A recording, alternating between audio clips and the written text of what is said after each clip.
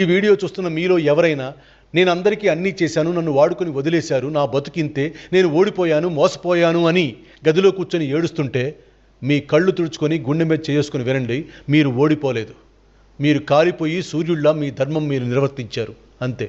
ఒకవేళ మీ చుట్టూ ఉన్నవాళ్ళు మీ మంచితనాన్ని వాడుకొని వదిలేస్తే అది వాళ్ళ దరిద్రం, అందులో మీ తప్పేమీ లేదు. మీ డ్యూటీ మీరు చేశారు. కృతజ్ఞతగా ఉండటం వాళ్ళ సంస్కారం.